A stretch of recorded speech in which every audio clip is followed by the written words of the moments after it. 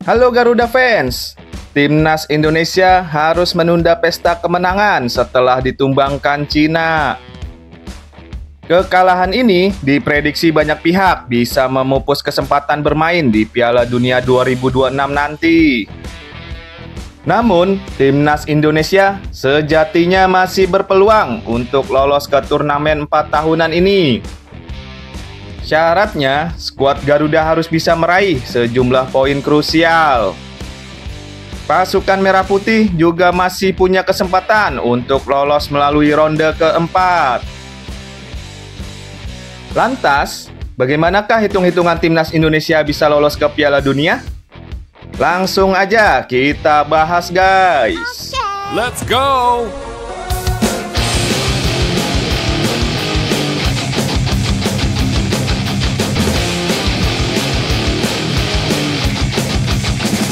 Mantap jiwa. Kehilangan 6 poin berharga di bulan Oktober. Ambisi Timnas Indonesia meraih 6 poin di bulan Oktober harus kandas. Skuad Garuda akhirnya hanya sanggup mengoleksi 1 poin dari laga kontra Bahrain dan Cina. Pasukan Merah Putih bahkan harus menelan kekalahan pertama saat melawan skuad Naga.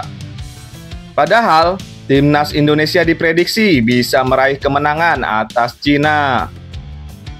Banyak berbagai pihak yang sempat menilai skuad Garuda bisa mengalahkan skuad Naga. Pasalnya, Indonesia belum pernah kalah di grup C. Sementara Cina belum meraih 1 poin pun dari 3 laga mereka. Meskipun secara peringkat Cina masih lebih tinggi dari Indonesia, namun di atas kertas mereka nggak dianggap favorit dalam pertandingan kemarin. Sayangnya, peluang ini gagal dimanfaatkan oleh anak asuh Sintayong di atas lapangan. Cina langsung mengejutkan skuad Garuda setelah unggul 2 gol sebelum babak pertama berakhir. Skuad Naga sukses memanfaatkan rapuhnya koordinasi lini pertahanan skuad Garuda. Kombinasi Jay Ijes, Mes Hilger, dan Kelvin Verdong gagal tampil kokoh. Skuad Garuda sempat membalas 1 gol lewat sepakan Tom Haye di babak kedua. Namun, Timnas Indonesia tetap gagal menyamakan skor hingga wasit meniup peluit terakhir. Sintayong mengaku kecewa anak asuhnya kurang ngotot merebut kemenangan. Pertama-tama, selamat kepada Cina atas kemenangannya. Kedua tim menunjukkan keinginan untuk menang, tapi Cina lebih ngotot untuk menang dibanding kami, tutur Coach Shin.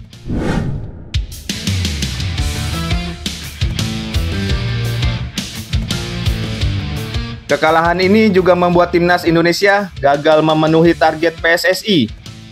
Pasalnya, pihak federasi berharap skuad Garuda bisa meraih 4 poin atau minimal 2 poin di bulan Oktober. Kekalahan dari Cina juga semakin mengancam posisi Timnas Indonesia di grup C. Pasalnya, skuad Naga sudah mengikuti ketat pasukan Garuda dari posisi ke-6. Anak asuh Branko Ivanovic sudah mengoleksi jumlah poin yang sama dengan Timnas Indonesia. Namun Cina masih kalah selisih gol dari skuad Garuda. Selain ditempel skuad negeri tirai bambu, posisi Timnas Indonesia juga menjauh dari 4 besar. Pasukan Merah Putih sekarang berjarak 2 angka dari Bahrain di posisi keempat. Padahal, skuad Garuda harusnya bisa menembus peringkat 2 besar jika menang atas Cina. Pasalnya, semua rival Timnas Indonesia cuma berhasil menambah sebiji poin pertama. Ada Australia yang berhasil menghambat laju Jepang dengan skor 1-1. Kemudian, ada Bahrain yang memaksa Arab Saudi bermain skor kacamata. Sayangnya, momentum emas ini nggak dimanfaatkan skuad Garuda. Selain gagal menembus 4 besar, Timnas Indonesia juga mengalami penurunan ranking FIFA. Dilansir dari FTI Rankings, anak asuh Sintayong turun ke peringkat 130 FIFA.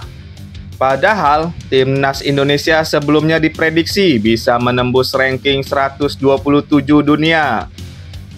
Usai menahan imbang Bahrain dan kekalahan dari Cina, membuat timnas Indonesia harus kehilangan 9,69 poin.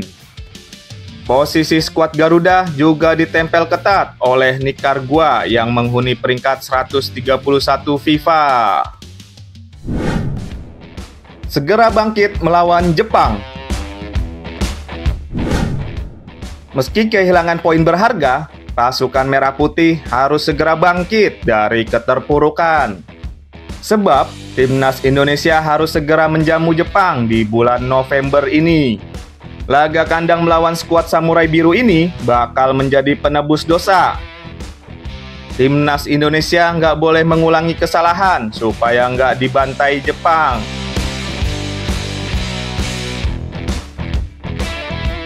Alhasil, Erick Thohir langsung berambisi mengevaluasi performa skuad Garuda. Sepulang mereka dari Cina, saya akan mengadakan evaluasi. Tulis Erick di Instagramnya. Rencana besar Ketua PSSI ini terbilang wajar karena akan segera menghadapi Jepang. Sintayong juga sudah diberikan tugas berat untuk bisa meredam kekuatan pasukan negeri Sakura. Alhasil, Coach Shin harus memutar otak untuk meracik strategi apik demi mengimbangi Jepang. Sebab pasukan Hajime Moriyasu memang sangat sulit dijegal oleh rival-rival di grup C. Buktinya, pasukan negeri Sakura masih belum menelan kekalahan di ronde ketiga. Australia yang baru berganti pelatih hanya sanggup menahan imbang Jepang. Namun, strategi jitu dari Tony Popovic juga bisa diikuti oleh Sintayong jika ingin mengimbangi Jepang.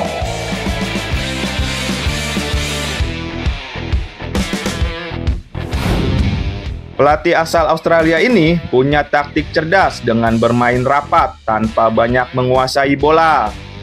Alhasil, Australia tetap bisa meraih hasil imbang walau hanya punya 35% penguasaan bola.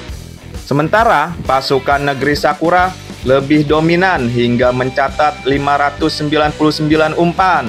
Sedangkan Australia sendiri hanya mengoleksi 331 umpan. Karena sengaja nggak ingin mendominasi laga. Barisan pertahanan skuad Socceroos juga layak dipuji tinggi karena bikin Jepang kewalahan. Skuad Samurai Biru cuma berhasil mencetak 1 gol dari total 13 tembakan. Laga hidup mati menjamu Arab Saudi. Perjuangan berat timnas Indonesia masih terus berlanjut. Setelah menjamu Jepang, di laga berikutnya, skuad Garuda harus kembali menyambut raksasa Asia lainnya, yaitu Arab Saudi. Timnas Indonesia wajib mengalahkan skuad Elang Hijau jika ingin terus bersaing di 4 besar. Peluang mengalahkan Arab Saudi diprediksi lebih terbuka dibanding menumbangkan Jepang. Pasalnya, anak asuh Roberto Mancini ini masih tampil angin-anginan di ronde ketiga. Skuad Elang Hijau baru meraih 1 kemenangan dari 4 laga grup C. Padahal Arab Saudi menjadi unggulan kedua setelah Jepang untuk lolos dari grup neraka. Di laga terbaru, pasukan hijau bahkan cuma meraih hasil imbang 0-0 kontra Bahrain. Skuad Elang Hijau juga gagal meraih kemenangan karena buruknya performa para pemain kunci. Salim Al-Dawsari kembali disorot tajam usai gagal mengeksekusi penalti kontra Bahrain kemarin. Hasil imbang ini juga dikritik keras oleh media dari negeri minyak setelah hanya mendapat sebiji poin dari 2 laga kandang di Jeddah. Tekanan tentu saja tertuju kepada Roberto Mancini selaku pelatih tim Arab Saudi. Alhasil, performa angin-anginan Arab Saudi ini wajib dimanfaatkan langsung oleh skuad Garuda. Sintayong harus serius menurunkan formasi terbaiknya.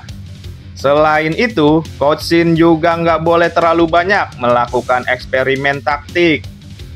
Pasalnya, timnas Indonesia harus turun dengan strategi terkuat untuk menjungkalkan Arab Saudi. Incar kemenangan kontra Australia. Ujian sesungguhnya timnas Indonesia bakal dipertaruhkan saat berhadapan dengan Australia. Skuad Garuda kembali diwajibkan menang untuk terus bersaing mengejar 4 besar. Namun, pertemuan melawan Australia dinilai bakal lebih sulit dibanding laga putaran pertama. Skuad Socceroos mulai bangkit setelah dilatih oleh Tony Popovic. Di bawah juri taktik anyar, Australia masih tampil sempurna tanpa kekalahan. Saat melawan Cina, skuad negeri Kangguru meraih kemenangan perdana lewat comeback dramatis. Australia yang tertinggal lebih dulu sukses berbalik menang 3-1. Sedangkan pada laga kontra Jepang berakhir imbang dengan skor 1-1. Meski begitu, prestasi ini disebut sebagai titik balik dari kebangkitan pasukan kuning hijau. Pasalnya, Australia sukses memutus rekor kemenangan skuad Samurai Biru. Alhasil, pertarungan melawan Australia di putaran kedua nanti bakal sangat menyulitkan skuad Garuda. Pasalnya, mental skuad Socceroos sedang bangkit di bawah asuhan Popovic.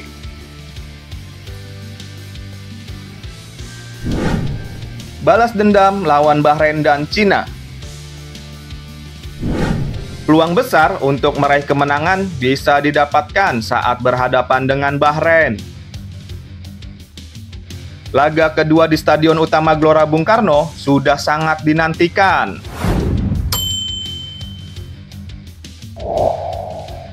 Pasukan Merah Putih akan menjamu Bahrain dengan misi balas dendam. Timnas Indonesia masih sakit hati setelah dicurangi oleh wasit Ahmed Alkaf di pertemuan perdana. Keputusan aneh pengadil lapangan asal Oman ini sampai dilaporkan PSSI ke AFC. Sayangnya, Asosiasi Sepak Bola Asia ini menolak mentah-mentah tuntutan dari Timnas Indonesia. Usut punya usut, penolakan ini dicurigai karena Bahrain didukung oleh orang dalam. Pasalnya, AFC dipimpin oleh Sheikh Salman bin Ibrahim Al Khalifah. Pria asal Bahrain ini sudah menjabat sebagai presiden AFC sejak 2013 silam. Kesombongan warganet Bahrain sebelumnya sudah dibalas netizen tanah air. Berbagai lokasi di wilayah Bahrain berubah nama akibat aksi warganet Indonesia. Banyak tempat di Bahrain tiba-tiba ditandai sebagai sarang mafia AFC. Selain itu, akun Instagram resmi skuad Bahrain juga diserang oleh netizen tanah air. Gak sampai di situ, serangan cyber dari warganet Indonesia pun terus menghujani Bahrain. Alhasil, skuad Bahrain kena mental guys. Lalu mereka ngelunjak dengan mengirimkan surat ke AFC dan FIFA untuk menolak laga tandang ke Stadion GBK nanti. Dan juga meminta laga Indonesia versus Bahrain dipindahkan ke tempat yang netral. Tentu saja hal ini semakin menjadi lelucon bagi warganet Indonesia. Selanjutnya, semangat balas dendam juga diusung timnas Indonesia pada pertemuan kedua kontra Cina. Skuad Garuda wajib memenangkan laga ini demi menjaga asa untuk lolos. Kemenangan menghadapi skuad naga juga dibutuhkan untuk membungkam koar-koar media Cina. Kesombongan Cina ini harus segera dibalas oleh skuad Garuda di putaran kedua. Pasukan Sintayong wajib memanfaatkan laga kandang untuk mengalahkan skuad naga. Pasalnya, Cina punya rekor tandang yang buruk selama dilatih Ivan Kovic. Skuad negeri tirai bambu gak kunjung meraih kemenangan dari 4 laga. Selain itu, Cina juga berpeluang mendapatkan balasan setimpal dari PSSI. Erick Thohir sempat kesal dengan perlakuan buruk CFA kepada skuad Garuda. Timnas Indonesia dikerjai oleh Federasi Cina ini dengan diberi bus yang jelek. Sebelumnya, skuad Garuda juga terpaksa bermain di stadion yang jauh seperti Qingdao. Sekarang, semua negara ingin mempersulit tim tamunya. Kami nggak akan bersikap baik-baik saja dengan situasi ini. Kalau kami dikerjai di luar negeri, ya kami kerjai lagi di sini. Tutur Erick Thohir.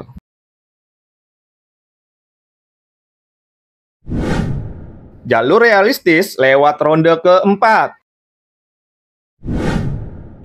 Timnas Indonesia wajib memaksimalkan 5 laga berikutnya untuk mendulang banyak poin.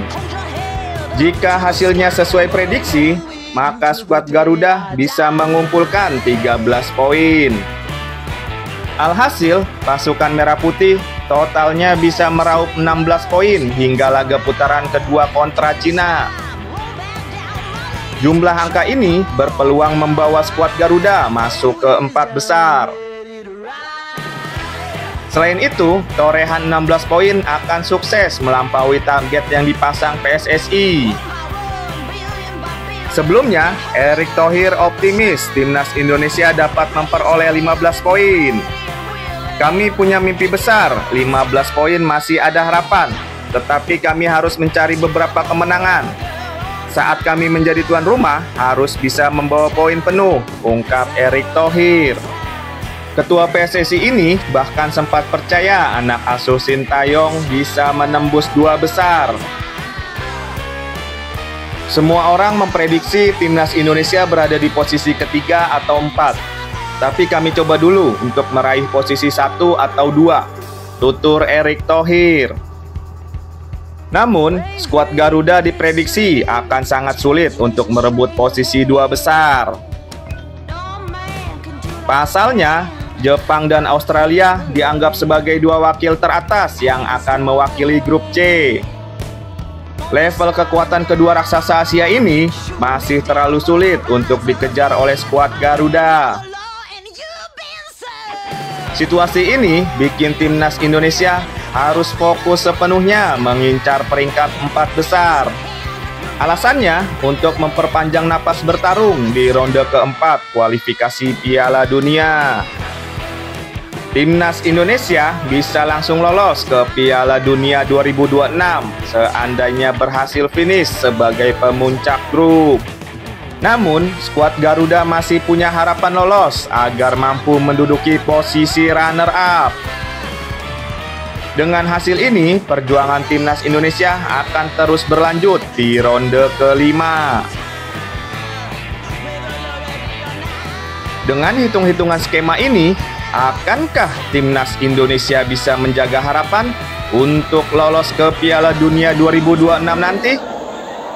Patut kita nantikan dan doakan terus guys agar Timnas Indonesia bisa masuk ke Piala Dunia 2026 nanti. Mari kita dukung terus Timnas Garuda untuk terbang tinggi. Mantap jiwa. Oke, gimana menurut kamu guys? Jangan lupa komennya di video ini ya. Sangat membagongkan.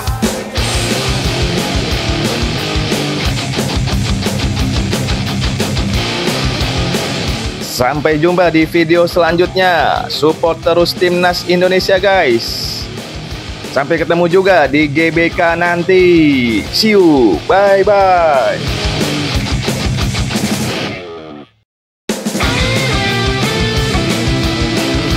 Subscribe dulu guys, karena subscribe itu gratis. Oke guys,